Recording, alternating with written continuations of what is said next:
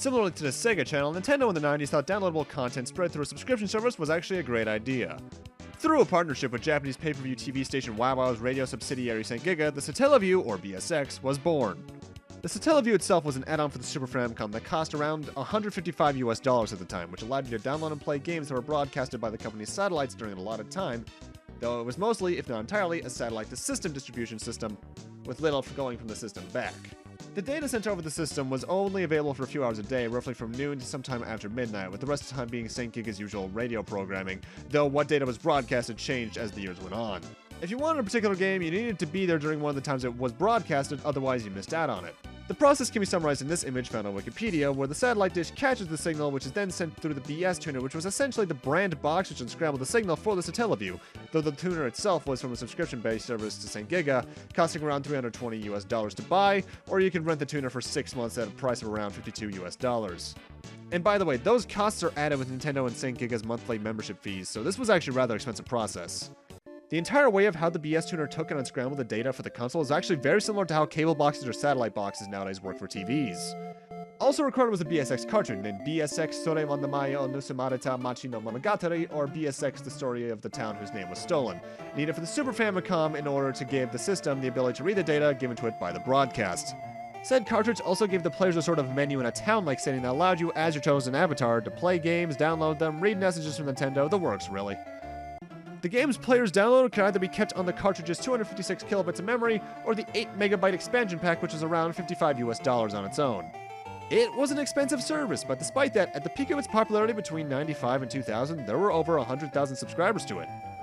For some games, you only needed the available memory and to have downloaded them to play them whenever, though some games were broadcasted in parts due to memory limits, and due to said limited time downloads, some BSX cartridges with the game still on them can reach high prices. In terms of popular games that were broadcast, there were versions of Dragon Quest, Fire Emblem, Harvest Moon, Mario titles, that semi-sequel to Chrono Trigger, and several others, though some were different than most.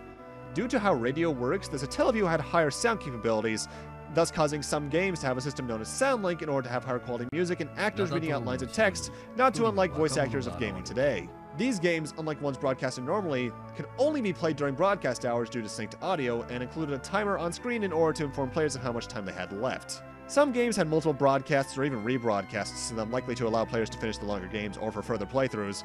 However, as people on the internet know, if data exists, it will be found. This was the case with the Zelda games broadcasted on the Satellaview.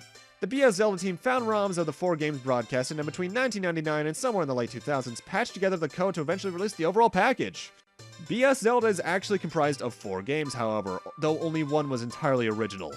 Going over them in order of interest, the final one that was broadcasted was Zelda no Densetsu Kamigami no Torai Force, which is just the Japanese version of A Link to the Past. After that, the next 2 games are technically one, BS The Legend of Zelda. This was essentially a Super Mario All-Stars treatment for Zelda 1 and the second quest of it, with some function tweaks like increased rupee limits, item scrolling with the L and R buttons, changed dungeon layouts, and slightly different map layouts in general, being an 8x8 screen map instead of a 16x8. There were 2 versions of it, maps 1 and 2, which had some minor differences between them as it were. The basic way to look at them is as a 3rd and 4th quests for Zelda 1. Your overall goal in them was exactly the same as it was in Zelda 1. Find Triforce pieces, save the world. Though you can only get 2 Triforce pieces in each of the parts because the game was split into 4 weeks. That's right, the game will split into sections depending on the week broadcast, each week progressing you farther into the journey, and thus was designed to be easily completable within that hour. The timer also triggered specific timed events, like temporary unlimited items, enemy waves, so on and so forth, each being announced by the voice of an old man. For basically every SoundLink game, the voices have been mostly lost to time, YouTube videos of people who recorded it aside, so playing it nowadays just brings up a text box in the voice's place. Needless to say, being Zelda in Japan, these were a hit, with Map 1 of BS Legend of Zelda being broadcasted 4 times alone, causing Nintendo and St.Giga to make a 4th game in 1997.